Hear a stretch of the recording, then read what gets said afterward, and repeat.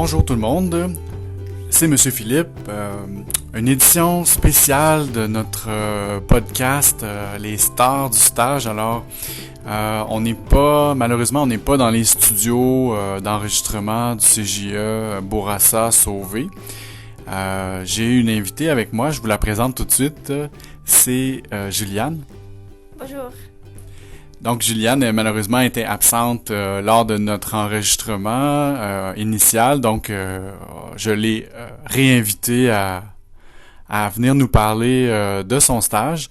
Donc, première question, Juliane, c'est quoi ton métier, puis comment t'en es arrivé à vouloir à essayer ce métier-là? Donc, bonjour. Dans le fond, mon métier, c'est aide éducatrice dans une garderie. Puis, comment j'ai décidé d'aller en garderie, c'est que depuis que je suis toute petite, j'aime beaucoup les enfants. Puis, comme que j'avais pas eu de vraie expérience avec les enfants, je me suis dit que ce serait une bonne opportunité pour moi de foncer puis d'aller voir si si j'aime ça, puis si ce serait un métier que je pourrais faire plus tard. Donc, Juliane, toi, t'es passée par FPT l'année dernière. Et puis, tu avais déjà fait 1 an de stage avec eux. Et tu es revenu en FMS pour faire comme la deuxième partie de ton stage. Et puis, est-ce que justement, tu dis, j'ai essayé ce métier-là, aide éducatrice, pour aller, pour voir sur le terrain, c'est quoi le métier?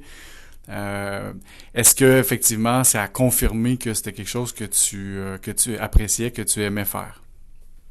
Honnêtement, oui, vraiment, parce qu'au début, la première année que j'ai commencé, j'étais pas trop sûre, vu que j'avais beaucoup de stress, puis vu que je connaissais pas trop toutes les tâches encore, j'étais pas sûre. Puis cette année, que j'ai vraiment poursuivi mon stage, puis j'ai fait plus de tâches, puis que vu qu'en travaillant aussi, je faisais plus de tâches qu'habituellement, ça m'a confirmé que je voulais faire ça, parce que ça m'a juste donné de la confiance en moi, que je pouvais y arriver, puis que peu importe les petits bobos qui me stressaient ou qui m'énervaient, à force d'en parler puis de travailler dessus, ça m'a juste renforcé. Donc, les stages, justement, à FPT, en FMS, ça peut vraiment confirmer. Donc, toi, ça a été positif. Ça pourrait aussi, on a déjà entendu des histoires d'élèves qui nous disaient que finalement, non, ça leur convenait pas. Fait que c'est quand même une bonne manière d'aller vérifier certaines choses, parce que des fois aussi, dans ton imagination, on va dire, d'une certaine manière, tu te dis, ah oui, j'aime les enfants, j'aimerais ça travailler dans une garderie, tout ça. Mais finalement, tu te rends compte que la réalité, au jour le jour, c'est quelque chose d'autre. Donc, mais toi, dans ton cas, ça s'est finalement, ça s'est concrétisé, puis c'est très positif. Tu parlais de tâches tantôt. Est-ce que tu peux nous donner justement des exemples de tâches que tu faisais au jour le jour en garderie? C'est sûr qu'au début, je faisais vraiment le strict minimum, comme donner la collation, installer les matelas au dodo, avant le dodo, préparer les livres pour avant le dodo, ensuite aller les porter au vestiaire pour qu'ils s'habiller. Puis à force, cette année, j'ai plus fait genre le lavage, couper parfois la collation, amener les espèces voyons, cabarets, excusez, à mes autres collègues pour qu'ils puissent servir les jeunes, puis surveiller les jeunes, jouer avec eux, aller dehors, aller prendre des marches, prendre soin d'eux, comme des tâches habituelles, là. Oui, donc c'est des tâches d'aide éducatrice. On s'entend que t'es pas responsable d'un groupe de jeunes, mais en fait, c'est ça. Vers la fin du stage, tu commençais à avoir vraiment plus de responsabilités, mais règle générale, c'est vraiment tu vas aider les éducatrices qui sont là à faire leur tâche à elles. Est-ce que éventuellement, parce que là, t'as développé une relation de confiance avec ces gens-là, même avec la directrice de la garderie, tout ça. Est-ce que t'en es venu à animer une activité ou à planifier une activité de bricolage ou de lecture? Ouais, en fait, au début, moi, je voulais animer une activité. Puis quand je n'ai parlé à ma superviseure, au début, elle aussi était d'accord. On a commencé graduellement. Au début, j'ai commencé par juste chanter des chansons, comme pas mal ça. Puis après, j'ai commencé à choisir. Ben, en fait, ma superviseure, elle me donnait l'activité qu'elle elle voulait faire. Puis dans le fond, c'est moi qui expliquais aux jeunes comment faire. Je leur donnais aussi les, ben pas les outils, mais genre les papiers, les crayons. Je leur expliquais quoi faire, comment couper. Puis vers la fin, je faisais pas mal, presque toutes les activités. Donc, tu as vraiment... là, bon, tu as réussi ton stage, tu vas recevoir ton certificat de formation en métier semi-spécialisé. Donc ça confirme que tu peux être éducatrice, mais tu as vraiment touché aussi à des fonctions d'une éducatrice en tant que telle. Fait que ça, c'est vraiment intéressant pour toi. Et puis, donc on comprend que ça a quand même été positif. Moi, je serais curieux de savoir justement qu'est-ce que tu as préféré dans tout ce stage-là. Mais il doit y avoir aussi des choses que tu as moins aimées. Ben, honnêtement, je dirais que ce que j'ai le plus aimé, c'est vraiment le contact avec les jeunes, leur apprendre des choses, à l'atelier d'appartenance, leur montrer comment, exemple, comment écrire des lettres, comment couper, leur montrer une certaine façon que moi j'utilise des fois pour couper ou pour écrire des choses. Puis ce que j'ai le moins aimé, je dirais plus que c'est le ménage, puis je dirais les regarder jouer, mais en même temps j'ai quand même aimé ça parce qu'en les regardant, je pouvais aussi pratiquer mes observations. Puis quand que je jouais avec eux, c'était aussi la même chose. Fait que je dirais que j'ai aimé ça, mais en même temps j'ai pas aimé ça. Je suis entre les deux. Oui, des fois les activités de jeu libres, mettons, des fois ça tombe un petit peu plus, c'est un peu plus long des fois. Est-ce que les éducatrices dans ces jeux libres-là, ils vont s'occuper, ils vont faire des choses en même temps ou ils doivent absolument surveiller? Ben ça dépend. Moi, ma superviseure avec qui j'étais, vu que j'étais la grande boss, je peux dire ça de même, là. La Ben, directrice? la directrice, ouais. La directrice, ben, elle avait des affaires comme des parents des fois appelés ou elle avait des téléphones à gérer. Fait que, tu sais, des fois, elle fait ses affaires, mais entre collègues, des fois, ben, souvent, je dirais, là, on joue avec les jeunes, on se parle entre nous, tu sais, on prend du temps aussi pour se parler entre collègues, puis, tu sais, en même temps, on se parle, mais tu sais, on est quand même à la vue de tous les jeunes. S'il y a quelque chose, on est quand même disponible pour eux, puis on...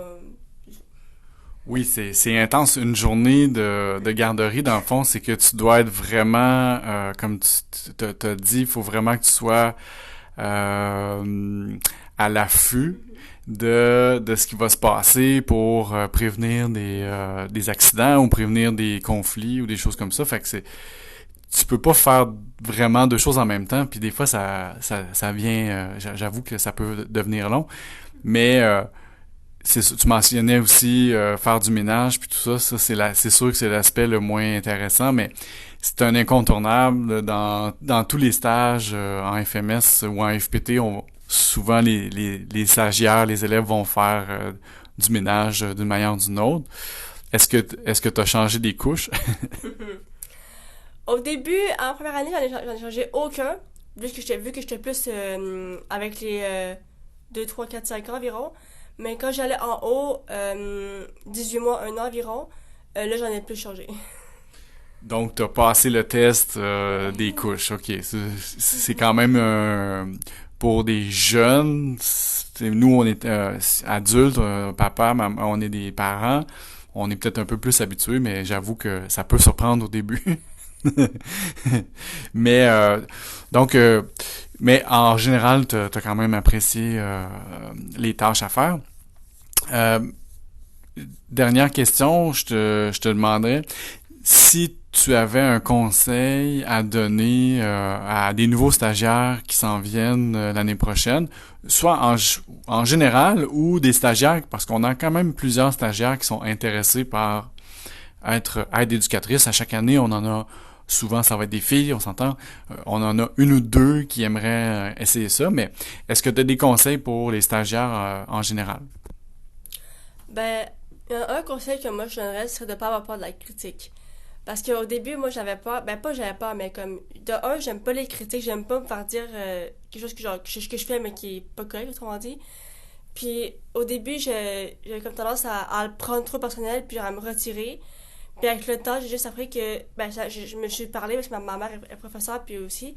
Puis quand je n'ai pas avec ma mère, elle me juste, à force de se parler, j'ai juste compris que plus le fait d'avoir peur, comme plus j'y pense, plus que ça fait en sorte que je m'améliore pas.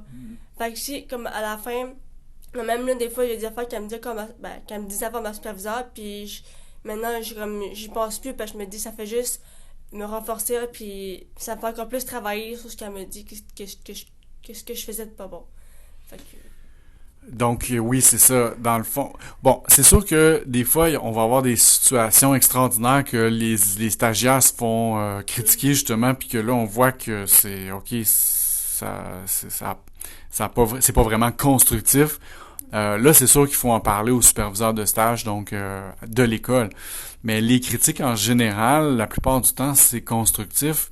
Et ce que tu me dis, dans le fond, c'est que tu t'es bâti une carapace, puis tu t'es mis à l'écoute, mais l'autre affaire que tu as dit, qui est intéressante, c'est que tu en parlais à quelqu'un. C'est-à-dire, toi, dans ton cas, tu en parlais à ta mère, mais tu pourrais en parler au superviseur de stage ou à quelqu'un de confiance, de dire, oui, les critiques, au début, c'est difficile à accepter, mais dans la plupart des cas, les adultes autour, les superviseurs de stage et tout ça, ils sont là pour que tu t'améliores. Donc, c'est d'accepter les critiques, bien les écouter, de bien les entendre, puis des fois d'en parler avec quelqu'un d'autre, ça va t'aider à voir, de dire pourquoi la personne disait ça. Ah oui, ok, j'avais pas pensé à telle chose. La prochaine fois, je vais m'améliorer, puis tout ça. Fait que c'est de prendre les critiques puis pour que ça devienne constructif. C'est vraiment un bon conseil.